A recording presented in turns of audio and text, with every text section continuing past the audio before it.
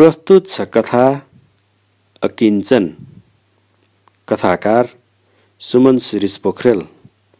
प्रकाशित साहित्यिक द्वैमासिक रचना।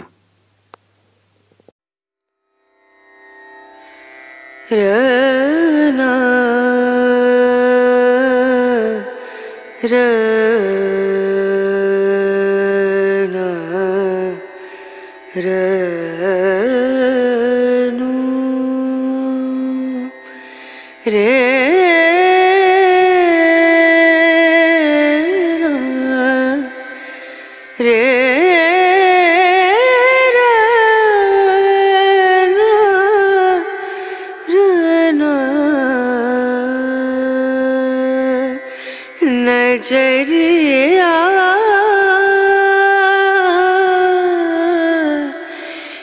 लागे नहीं कहीं ओ नजरिया लागे नहीं कहीं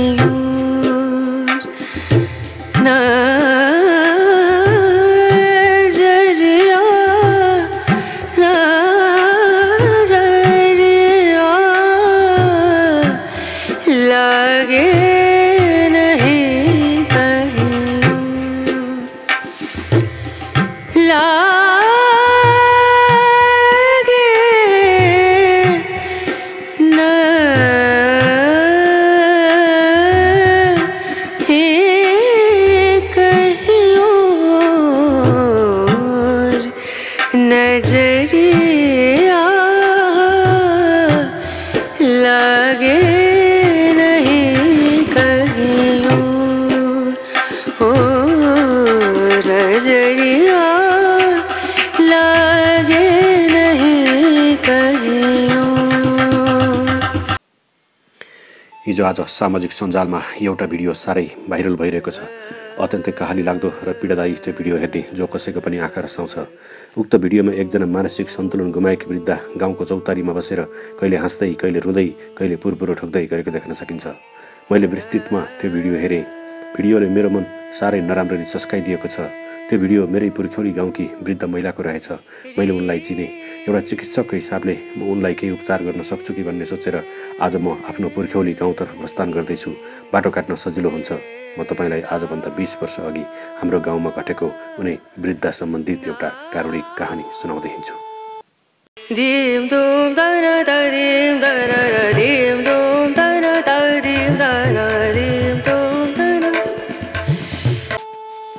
झमक्क साँझ परिसकेको थियो। खत्री गाउँकी बाटुली काकी घरमा भित्र बाहिर गर्दै थिइन्। उनको 10 वर्षे छोरो विमल ज्वरो र पखालाले धरिएर पिँढीमा सुतिरहेको थियो। पखालाले ज्यान सुकेर दुब्लो र पहेँलो भइसकेको थियो। झारफुक गर्नको लागि उनले सेपटोलको सुर्जे झाँक्रीलाई बोलाएकी थिइन्। त्यसैले झाँक्रीलाई चाहिने चामल, भेटी, अबिर, धुपबत्ती आदिको मेसो मिलाउन उनलाई हतार परेको थियो। एकैछिनमा ढ्याङ्ग्रो र झाँक्रीले लगाउने पोसाकमा ठाँटिएर सुर्जे झाँक्री बाटुलीको आँगनमा आइपुगे। छिमेकी घरका मानिसहरू पनि झाँक्री आएपछि उक्त घरमा आए। सरजाम सबै तयारी नै थियो। झाँक्रीले बिरामीको रोग पत्ता लगाउन आफ्नो आसन बसाले तन्त्र मन्त्र फलाक्दै बिरामीको शरीरतिर चामल फाल्दै र ढ्याङ्ग्रोको एकनासको आवाजसँगै झाँक्रीको शरीर काम्न थाल्यो। लौ अब देवता चढ्यो, झाँक्रीको आङमा पल्ला गरे ठुली बोलिन्। साँच्चै देवता नै आएर त होला। झाँक्री अब फलाक्न थाले। हेर हेर मनुवा। बाटुली अब देवतासँग सोध्न थालिन्, हे परमेश्वर, यो बालकलाई के भएको हो? दुधको दुध, पानीको पानी छुट्याइदिनु पर्यो। जसरी हुन्छ निको पारिदिनु पर्यो।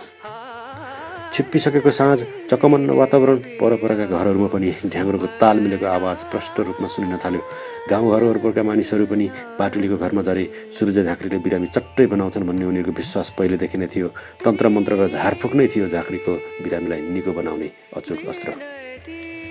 विमल बिरामीले थलिएको पनि 3 दिन भइसकेको थियो। झाँक्रीले के भएको भन्दा रहेछन् र कसरी निको बनाउलान् भन्ने सबैको उत्सुकता थियो। झाँक्रीको आङको देउता बोले, हेर हेर मनुवा, यो बालकलाई बोक्सीले सिद्ध्याउन लागिसकेकी रहेछ। चाँडै त्यो बोक्सीलाई ठिक नपारे यो बालकको ज्यानै जान सक्छ। देउताको यस्तो कुरा सुनेर बाटुली आत्तिँदै भन्न थालिन्, हे परमेश्वर, कुन बोक्सी हो? त्यसबाट मेरो छोरालाई जसरी पनि मुक्ति दिलाइदिनु पर्यो। बरु जे चाहिन्छ त्यो सबैको जोहो गर्छु। देउता बोले, त्यसको लागि दो बाटोमा लगेर एउटा रातो भाले बलिदिनुपर्छ र अलिअलि भेटी पनि चाहिन्छ। हुन्छ परमेश्वर, म जसरी पनि जुटाउँछु, बाटुलीले भनिन्। भोलिको लागि राम्रो बार परेको छ, सरजाम जुटाएर राख्नु, भोलि नै काम फत्ते गर्नुपर्छ, झाँक्रीको आङको देउता बोले। एकैछिन झाँक्री गटट्ट कामे अनि शान्त भए। उनको आङबाट देउता उत्रिए अनि अरू जस्तै सामान्य मान्छे भए। कामदा उनलाई साह्रै गर्मी बनायो, तिर्खा पनि लाग्यो। चिसो पानी अम्खरबाट ठाडो घाँटी लगाएपछि उनी बोले, ल अब सुनिहाल्यौ, देउताले के भने, भोलिको लागि भनेको जति सामान जुटाउनु, भोलि यसै बेलातिर काम सुरु गर्नुपर्छ। म अहिले केटोलाई फुकेर जान्छु, भोलि त्यति काम गरेपछि चट्टै हुन्छ, चिन्ता मान्नु पर्दैन। अब रात पनि भइसक्यो, म लाग्छु भन्दै उठेर हिँडे। झाँक्री हिँडेपछि गाउँका मानिसहरू पनि आआफ्नो घरतिर लागे। झाँक्रीले फुकेर गए पनि रातभर विमल ज्वरोले बरबराइरह्यो। आमा चाहिँ रातभर बिरामी छोरोलाई कुरेर बसिन्। छोरोलाई पानीपट्टि गर्दै कहिले कुलदेवता, कहिले घर वरिपरिका अरू देवी देवता भाग्दै उनलाई फुर्सद थिएन। न आत्ती बाबु, भोलि ठिक हुन्छ भन्दै छोरोलाई सान्त्वना दिँदै त्यो कष्टप्रद रात बिताइन्। बिहानीको सङ्केत गर्दै भाले बास्यो। दिन भयो, सबै आआफ्नो दैनिक कर्ममा लागे। पृथ्वीले फन्को मार्यो, साँझ पर्यो। हिजोभन्दा आज झन् बढी सामानको जोरजाम गर्दा बाटुली काकीलाई हतार भएको छ। दोबाटोमा झाँक्रीले भालेको बलि दिएपछि छोरो निको हुने आशमा काम गर्दै थिइन्। खाना खाएर जुठा भाँडा पनि माझ्न भ्याएकी थिइनन्। झाँक्री हिजोकै ठाँटमा सजिएर आइपुगे। खै त, अझै तयार गरेको छैन सरजाम? उनले सोधे। सबै तयार छ, अलिकति जुठा भाँडा माझेर चुलो चौको चोखो पार्छु, अनि त भइहाल्छ, बाटुली बोलिन्। ल छिटो गर, आज अलि धेरै नै काम गर्नु छ, त्यसैले समयमा सुरु गर्नुपर्छ। यति भनेर उनी पिँढीको फलैजामा गएर बसे। भर्खर खाना खाएर आएको थिएँ, एकैछिन भए पनि आराम गर्ने फुर्सद पाइयो, मनमा नै सोचे। बिरामी केटो बिमल पनि नजिकै बरबराउँदै सुतिरहेको थियो। हिजो र आजमा केही फरक थिएन बिरामीको अवस्था। ल केटा, आज ठिक हुन्छ न आत्ती, झाँक्रीले बिमललाई भने। यति भनिसकेपछि झाँक्री एकछिन आफ्नै सोचमा मग्न भए। ठिक त हुन्छ भने, तर कसरी निको पार्ने होला त? फेरि हिजो बोक्सी लागेको भनिदिए, कसलाई चाहिँ बोक्सी देखाउने होला त? बरु भूतप्रेत लागेको भनेर भनिदिनु पर्ने रहेछ। देउता आउँदा बोलेको कुरा आज कसरी फेर्नु? आजै पर्छ त्यही डर छ। हिजोकै कुरामा अडिग रहने सोच बनाए। एकाएक उनको मानसपटलमा एउटा बोक्सीको प्रतिबिम्ब नाच्न थाल्यो। ल झाँक्री बा, सबै तयारी भयो, अब सुरु गर्दा हुन्छ। गाईको गोबरले लिपेको पिँढीमा नयाँ चोखो गुन्द्री बिछ्याउँदै बाटुली बोलिन्। ल सबै सरजाम मिलाएर राख, झाँक्रीले आदेश दिए। सबै तयारी भएपछि झाँक्री ढ्याङ्ग्रो समातेर मन्त्र फलाक्न थाले। झाँक्रीको ढ्याङ्ग्रोको आवाजसँगै हिजो जस्तै वरपरका छिमेकी र गाउँलेहरू बाटुलीको पिँढीमा र आँगनमा जम्मा हुन थाले। आज त बोक्सी को हो, जसरी पनि पत्ता लगाउनुपर्छ, तल्ला घरे खत्री जेठा बोले। हो त नि, अर्काको छोरा खान खोज्ने, त्यसलाई त जगल्ट्याएर गाउँबाटै धपाउनुपर्छ, चुरोटको ठुटो तान्दै बुधे जामी बोल्यो। झाँक्रीको आङमा देउता चढे। उनी कामदै भन्न थाले, हेर हेर मनुवा। आज देउतासँग सोध्नका लागि धेरै प्रश्न नै छैन मानिसहरूसँग। उनीहरूको जिज्ञासा भनेको हिजो भनेको बोक्सी को हो त्यो जान्न थियो। बाटुलीले सोधिहालिन्, हे परमेश्वर, मेरो छोरालाई खान खोज्ने बोक्सी को हो, त्यसलाई चिनाउन पर्यो। कसलाई पो बोक्सी करार गर्ने होला भनेर झाँक्रीलाई वित्यास पर्यो। आङको देउता बोले, यति बेला त्यो बोक्सी दियो पालेर अनि कलश सजाएर बसेकी छे। यति सुनेपछि त गाउँलेहरू झन् जुरुक जुरुक नै भइहाले। लौ, को हो तोकेर नै भनिदिनु पर्यो परमेश्वर, हामी रङ्गे हात समातेर ठिक पार्छौँ, खत्री जेठा बोले। उनकै स्वरमा होमा हो मिलाएर अरू गाउँलेहरू पनि बोले, मध्यरातमा सबैले बोक्सीलाई देख्न पाउनेछस्। यति बोलेर आङबाट देउता उत्रिए। झाँक्री सामान्य भए।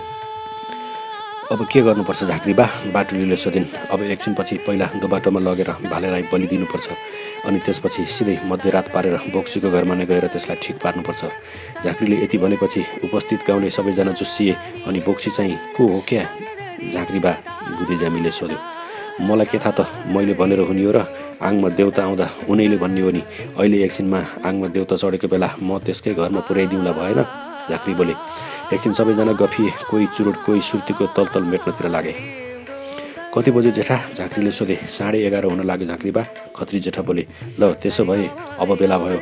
अब एकचोटि आङमा देउता बोलाएर कुखुराको भालेसँगै दोबाटोमा सबैजना जानुपर्छ। त्यहाँबाट आङको देउताले जता जता लैजान्छन् त्यतै बोक्सी खोज्न जानुपर्छ। सबैले मलाई पछ्याउनु। यदि आदेश गरेर उनले फेरि देउता बोलाउन आसन जमाए। एकैछिनमा कामदै ढ्याङ्ग्रो एकनासको तालले बजाउन थाले। कामदै जुरुक्क उठे अनि हेर हेर मनुवा, मेरो पछि लाग भन्न थाले। खत्री जेठाले भाले च्यापे। पिँढी र आँगनमा बसेका मानिसहरू पनि सबै उठे अनि जोसिएर झाँक्रीको पछि पछि लागे। बाटुली, उनकी जेठानी र बिरामी छोरो मात्रै घरमा रहे।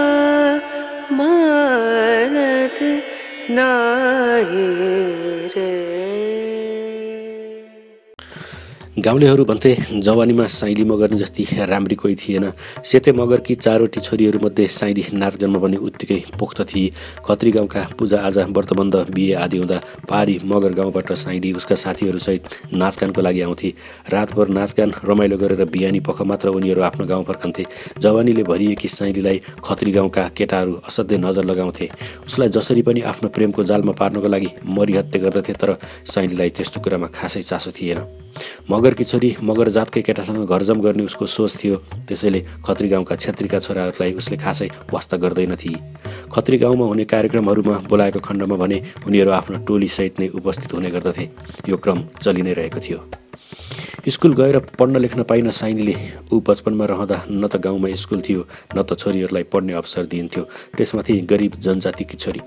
मेलापात घरबारीको काममा बाबुआमालाई सघाउने र जात्रा मात्रामा नाचगान रमाइलो यसरी नै दिनहरू बितिरहेका थिए। यस्तै क्रममा नै उसको खत्री गाउँतिर आउजाउ बाक्लिँदै गयो।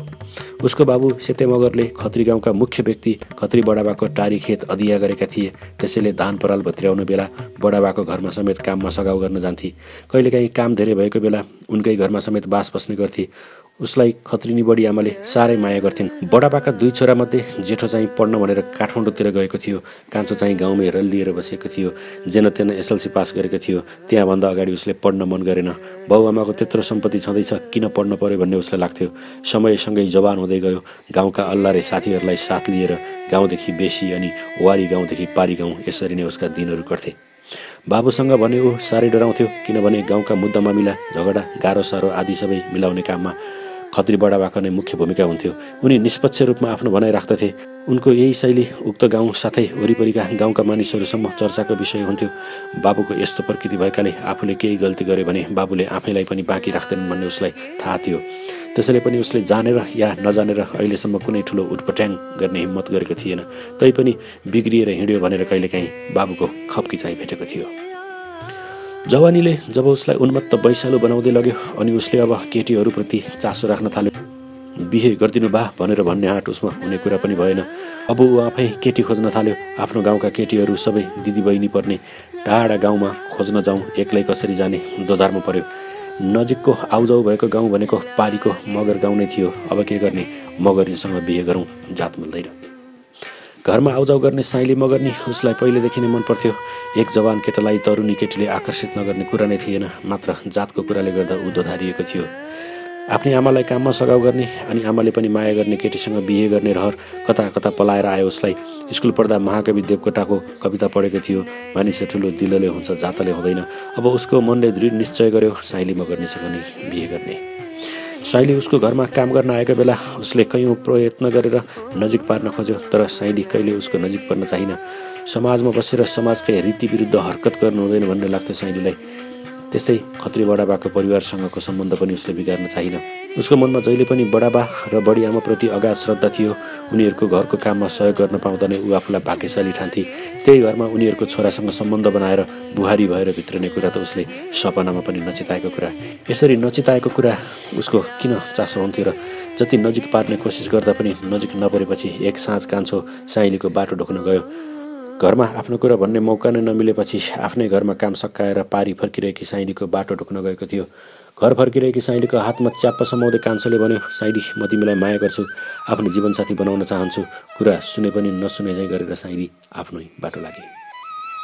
एक दिन होइन, 2 दिन होइन, साइलीसँग भेट्ने मौका पाएकी उसले यही कुरा नै भन्ने गर्दथ्यो। घरमा भेट होस् या बाटोमा उसको कुरा एकहोरो त्यही नै हुन्थ्यो। यो कुरा साइलीलाई त सुन्ने बानी नै परेको थियो, तर उसले कहिल्यै प्रत्युत्तर दिइन। उसलाई लाग्थ्यो यो सम्भव हुने कुरा नै होइन। एक दिन यसबारे साइलीले घोरिएर विचार गरी, साँच्चै नै उसले मलाई माया नै गर्ने भएर यसो भनेको होला त? अनि फेरि सोच्दछे, यदि उसले मलाई माया नगर्ने र जवानीको आवेगमा मात्र भनेको भए त उसले मौका पर्दा जति बेला जे पनि गर्न सक्दथ्यो, तर उसले कहिल्यै पनि त्यस्तो चेष्टा नै गरेन। यो सम्झेर साइलीको मनमा पनि कता कता कान्छोप्रति प्रेमको मुना पलाएको जस्तो आभास भयो। साइलीले उत्तर नदिएसम्म हार खान्न भनेर हो कि किन हो, अर्को एक साँझ घर फर्कँदै गर्दा कान्छोले फेरि बाटो छेकेर उही कुरा नै दोहोऱ्यायो। आज साइली पनि उत्तर नदिई बस्न सकिन। उसले भनी, यो सम्भव हुने कुरा नै होइन, एउटै कुरालाई कति जिद्दी गरिराख्नु भएको। साइलीको कुरा सुनेर कान्छोले बल्ल आज आफ्नो थप कुरा राख्ने मौका पायो। सम्भव नहुने भन्ने कुरा केही पनि छैन, तिमीले हुन्छ मात्र भन, म तिम्रो लागि जे पनि गर्न तयार छु, कान्छो बोल्यो। जे पनि भन्नाले? साइलीले सोधी। तिमी मेरी हुने भएपछि आउने जुनसुकै परिस्थिति पनि सामना गर्न तयार छु। कान्छोको कुराको उत्तर नदिकिन साइली आफ्नो कर्तव्य लागि। एक्लै बाटोमा हिँड्दै गर्दा साइलीको मनमा नाना भाँतीका कुरा खेल्न थाले। के यो साँच्चैकै सम्भव हुने कुरा हो? के मैले यसो गर्न सुहाउँछ? के उसको माया मप्रति साँचो नै होला? यस्तै सोच्दै घर पुगेपछि पनि उसको मनमा नाना तरहका विचार आए। के भन्ने, कसो गर्ने उसले विचार गर्न सकिन र दोधारमा नै दिनरात बिताउन थाली। कान्छो साइलीले के भन्छे उत्तरको प्रतीक्षामा थियो। खत्री गाउँमा भएको पूजाको एक रात उनीहरू बीच एकान्तमा धेरै लामो कुराकानी भयो। दुबैको जवानीको बेला नै त थियो। साइलीले पनि तपाईँ परिस्थिति सम्हाल्न सक्नुहुन्छ भने म बिहेको लागि नाइ भन्दिनँ भनी। धेरै दिनमा आखिर साइलीले ढुङ्गा जस्तो बनाएर राखेको मन मायाले नहुने जसरी पगालिदियो। कान्छो आफूले चाहेकी प्रेमिका पाएर खुसी नहुने कुरा नै भएन। अब उनीहरूको प्रेम गुपचुप रूपमै अगाडि बढ्न थाल्यो। भने जस्तै सजिलै कसरी आफैले योजना गरेर बिहे गर्न सक्थे उनीहरू अल्लारे यौवन अवस्थामा। उर्लेको खहरे जस्तो यौवनको आवेगलाई नियन्त्रण गर्न पनि सकेनन्। मन मिलेपछि तन पनि किन अछुतो रहन्थ्यो र जमिनले बीज भेटेपछि नउमारिकन छाड्थ्यो र साइली दुई जिउकी भई। यो नतिजाले दुवैजनालाई रौँ कि हाँसो बनायो। दिन महिना गर्दै साइलीको पेट बढ्न थाल्यो। उसको पेटसँगै वारी गाउँ पारी गाउँ चारैतिर यसको खबर फैलन थाल्यो। कसको हो छिटो भन्, आमा र दिदीहरूले केरकार गर्न थाले। जे हुनु भइगयो। साइलीले पनि सबै सत्य कुरा भनिदिए। अब सेते मगरको परिवारलाई पर्नु आपत पर्यो। कसरी यो कुरालाई सल्टाउने? आफूले मानेगुनेको परिवार, त्यसमाथि पनि खत्री बडाबाको इज्जत आफ्नै छोरीले गर्दा दाग लाग्ने भयो भन्ने उस्तै पिरोले थियो उनीहरूलाई। रिसको आवेगमा आमा चाहिँ आफ्नै छोरीलाई गाली गर्न थालिन्। जा गएर हाम फालेर मर, यत्रो काण्ड गर्नु अघि अलिकति सोच विचार पुर्याउनु पर्दैन? बुद्धि पलाउने बेला त भइसकेको छ त। आमाको गालीले साइलीको कति पनि चित्त दुखेन। मैले कति कोसिस गरेकै त हो नि, आखिर म फसाएरै छाडे त, मैले के गर्नु? साइलीले यस्तो पो जवाफ दिए। गाउँ छिमेक जताततै फैलिएको यो सनसनी खबर खत्री बडाबाको कानमा पनि नपर्ने कुरा नै भएन। केटाको बारेमा चाहिँ गाउँतिर हल्ला अलिअलि गाईगुई भए पनि उनले प्रष्ट रूपमा को हो भनेर सुनेका थिएनन्। आखिरमा जसले त्यस्तो गरेको भए पनि अन्तिममा त्यो मामिला आफू कहाँ नै आउने हो, आफूले नै मिलाउनु पर्छ, त्यही बेला नै थाहा भइहाल्छ भनेर पनि होला सायद उनले खासै चासो परिराखेका थिएनन्। एका बिहानै सेते मगर बडाबाको आँगनमा देखा परे। हात जोड्दै रौँला झैँ बोल्न थाले। बित्यासै पऱ्यो नि बडाबा, लौ न कसरी समाधान गर्ने होला यो समस्या। बडाबाले कुरा बुझिहाले। जे हुनु भइहाल्यो, बरु केटा चाहिँ को हो भनेकी छ त? उनले सोधे। सेते मगर केही बोलेनन्। भन्न पनि कसरी सकुन्, उनकै छोराले त्यस्तो गरेछ भनेर। सेते नबोलेको देखेर बडाबाले फेरि सोधे, केटा चाहिँ को अरे? भनौँ कि नभनौँ भन्दै सेते सोच्दै थिए। आत्तिएर मुखबाट फुस्किहाल्यो, हाम्रै कान्छा बाबु। अब अनुहारको रङ उड्ने पालो बडाबाको थियो। कालो अनुहार लगाएर केही पनि बोल्न सकेनन्। सयौं बिच्छीले एकैचोटि टोके जस्तो महसुस गरे उनले। सधैँ अरूको मामिला मिलाउँदै आएको बडाबाको दिमागले केही सोच्नै सकेन। धेरै दिनदेखि घरभित्रको कोठामा किन थुनिएर बसेको रहेछ छोरो, बल्ल थाहा पाए। एकछिन पछिको दिमागी शून्यतापछि बडाबाले बोले, जे हुनु भइ नै हाल्यो, समाधान त जसरी पनि गर्नु नै पर्छ। जति दिन अल्झाएर राख्यो त्यति नै अझ हल्ला फैलन्छ। तिम्रो छोरीले पाउने हक पाउँछे, चिन्ता नगर्नु। बडाबाले यसो भनेको सुनेर सेते मगरका आँखाबाट बरर आँसुका ढिका खसे। साँच्चै नै मानिसहरूले बडाबा त्यसै भनेका होइन रहेछन्। उनको मन पनि त्यति नै ठुलो रहेछ। सेतेले महसुस गरे, म यता भाइ खलकहरूसँग घर सल्लाह गर्छु अनि यो कुरा सल्टिन्छ। बडाबाले सेतेलाई आश्वासन दिए। बडाबाको बडप्पनमा नतमस्तक हुँदै सेते बिदा भएर घरतर्फ फर्किए। बडाबालाई पर्नुसम्मको वज्रपात परिचय भयो। अहिलेसम्म जोगाएर राखेको इज्जत र साख आफ्नै कुलङ्गार छोरोले सखाप पारिदियो भन्ने चिन्ताले न उनलाई दिनमा चयन थियो न त रातमनिन्द्रा। कहिले फेरि आफैले समयमै छोरोलाई सही बाटो देखाउन नसकेको पछुतोले पनि उत्तिकै सताइरहेको थियो।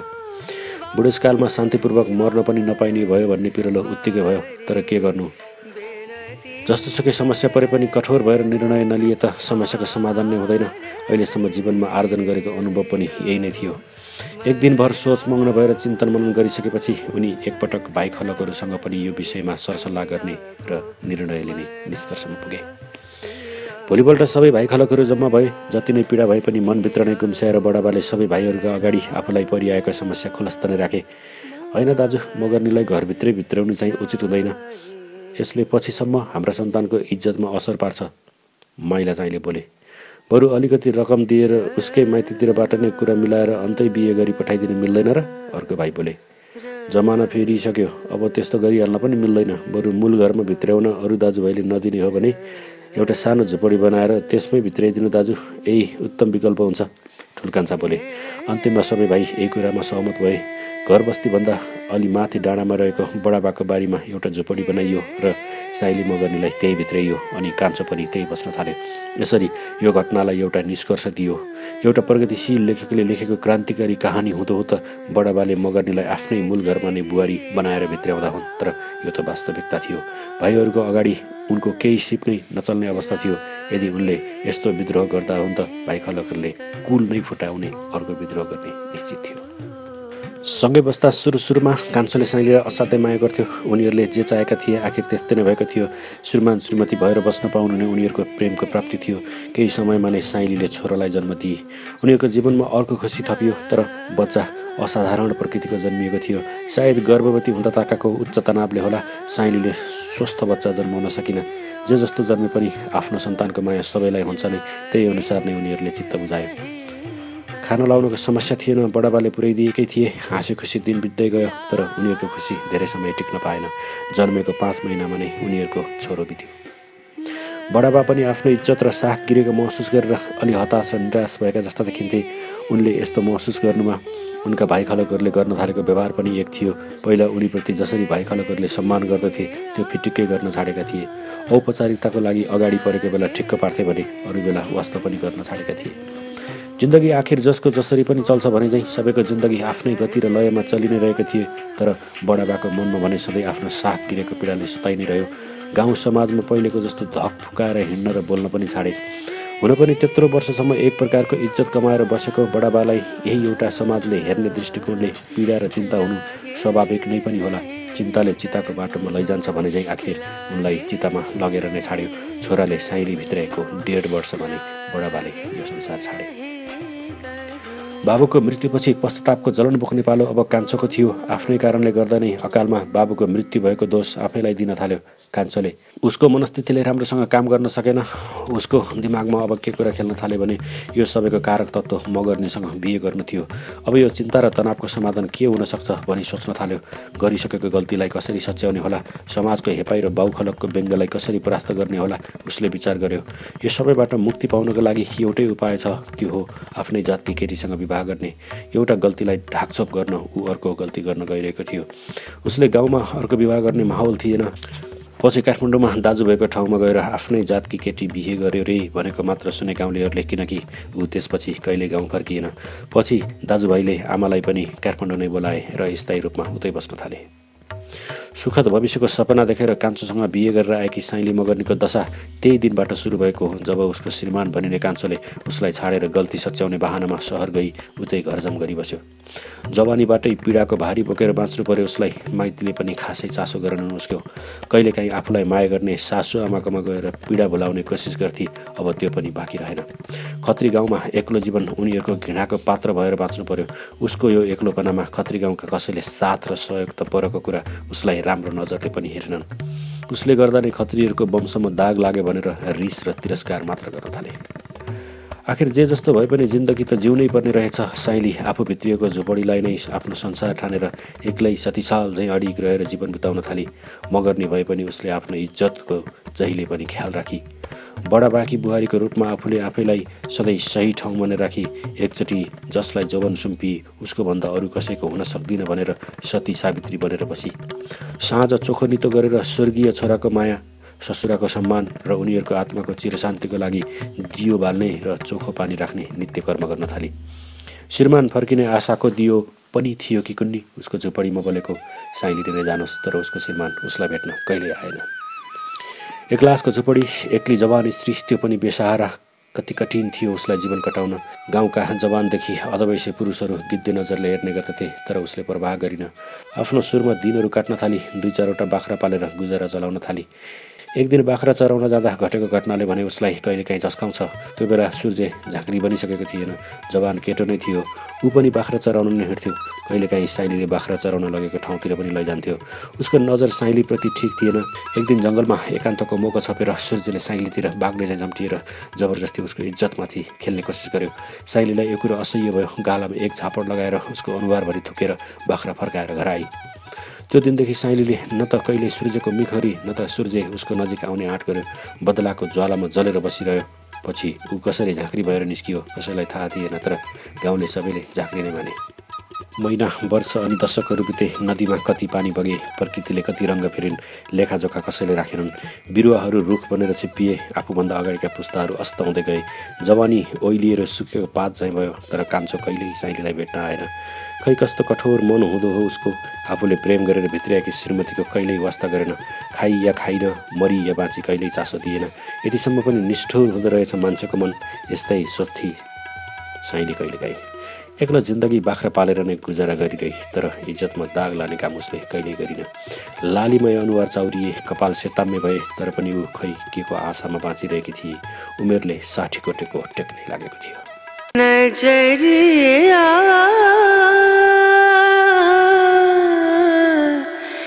लागे नहीं कहीं ओ नजरिया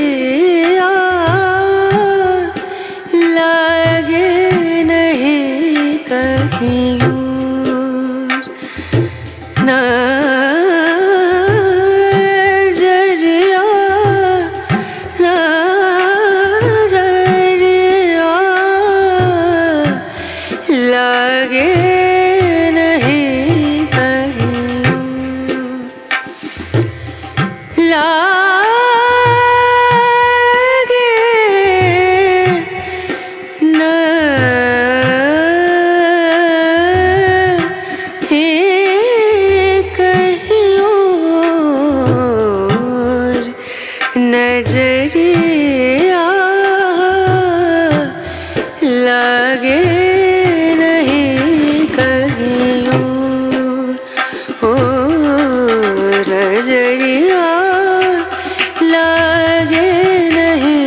कहीं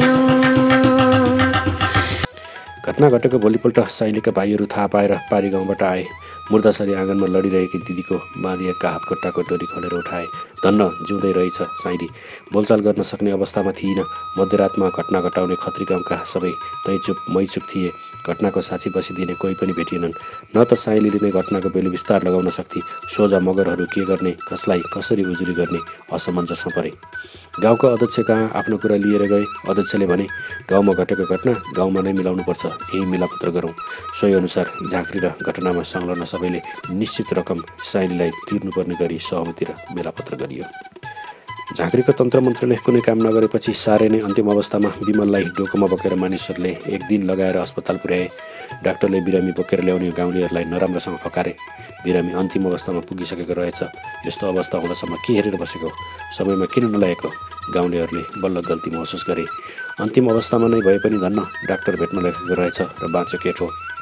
जन्डिस बिग्रिएर त्यस्तो अवस्था भएको भनेर पछि डाक्टरले सबैलाई जानकारी गराए। सानो केटो विमलले पनि यति बेला डाक्टरको महत्त्व बुझ्यो र आफू पनि डाक्टर नै बन्ने सङ्कल्प लियो। उता साइलीको अवस्था पनि बिरामी थलिएको भन्दा कम थिएन। त्यत्रा मानिसले कुटपिट गरेर हातखुट्टा बाँधेर रातभरि आँगनमा लडाउँदा कति शारीरिक र मानसिक आघात भयो होला उसलाई। घटना घटेको हप्ता दिनसम्म थला परेर सुती साइली। उसका भाइ बुहारीले रेखदेख गरे। केही दिनसम्मको आरामपछि हिँडडुल गर्न सक्ने त भई, तर उसले मान्छे चिन्न छाडी र असाधारण व्यवहार देखाउन थाली। हो, साइली मगर्नी पागल भई। अप्रत्याशित रूपमा मध्यरातमा घटाएको उक्त घटनाले साइलीको मानसिक हालत विक्षिप्त बनाएको थियो। किन र के कारणले गर्दा त्यो घटना घटाइयो भनेर जान्न नपाउँदै ऊ पागल भई। झाँक्रीले आफ्नो उबेलाको बदला लिएर छाड्यो। खत्री गाउँलेले ऊप्रतिको आक्रोश शान्त पारे, तर उसले कहिल्यै त्यो प्रश्नको उत्तर थाहा नपाउने भई। उक्त घटनापछि साइलीले घर छाडी कहिले मन्दिर, कहिले चौतारी, कहिले खोला, कहिले जङ्गल भौतारिएर हिँड्न थाली। शब्द छैन आवाजमा चित्कार छ, आँसु छैन आँखामा तर क्रन्दन छ। हो, त्यसै गरी साइली भौतारिएर हिँड्न थाली। जसको दिन दशा नै खराब छ उसैलाई फेरि किन यति लामो आयु। 80 वर्षकी बहुलाई साइली मगर्नी अझै बाँचिरहेकी छ। रेणु र ना र ना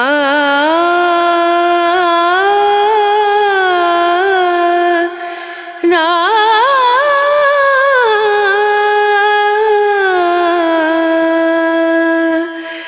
रे नु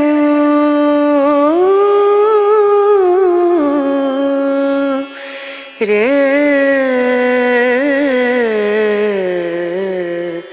नु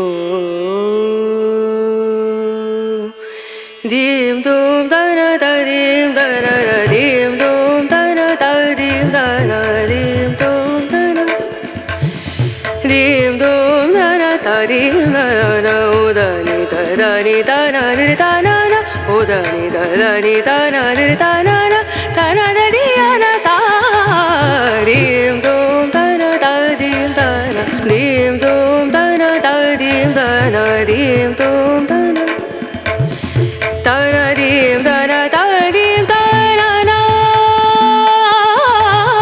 da na dim da na da dim da na da na da di na da na na da na dim da na da dim da na na da na da di na da na na da dim da na na da na da di na da da da na dim dum da na da di da na na dim dum da na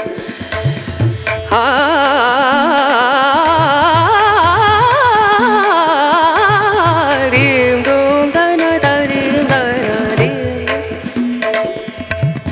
sa re ga ma ma ga re ga ma pa da ni sa ni da ni da ni da sa ni da ni sa re ga re sa ni re sa ni da ni sa ni da ma ma ga re sa ni re sa dim dum da